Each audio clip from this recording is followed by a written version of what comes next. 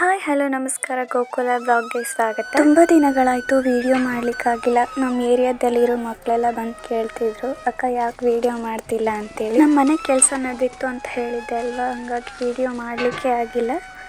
ಮಕ್ಕಳಿಗೆ ನಾನು ಮಾಡೋ ವಿಡಿಯೋಸ್ ತುಂಬ ಇಷ್ಟ ಆಗ್ತಿದೆ. Thank you.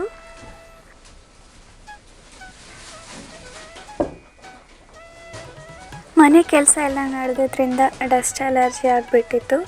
ನಮ್ಮ ಮನೆಯಲ್ಲಿ ಕೆಮ್ಮಿನೆಲೆ ಇರಲಿಲ್ಲ, ನಮ್ಮ ಬಾಜು ಮನೆಯಲ್ಲಿತ್ತು, ಅಲ್ಲಿ ಹೋಗಿ ತೊಗೊಂಬಂದೆ.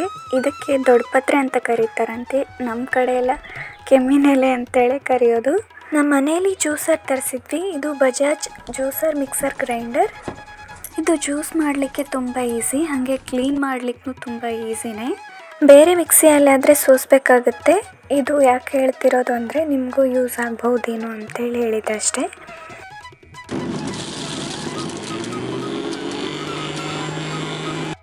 ಇದು ನಾನು ಬೀಟ್ರೂಟ್ ಜ್ಯೂಸ್ ಮಾಡ್ಕೊಂಡಿದ್ದೆ.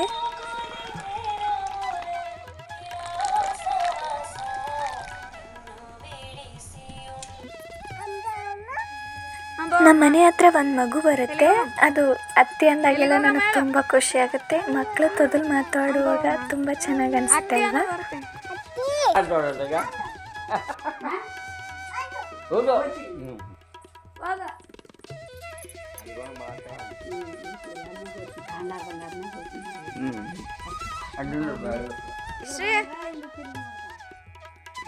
ಬಾಯ್.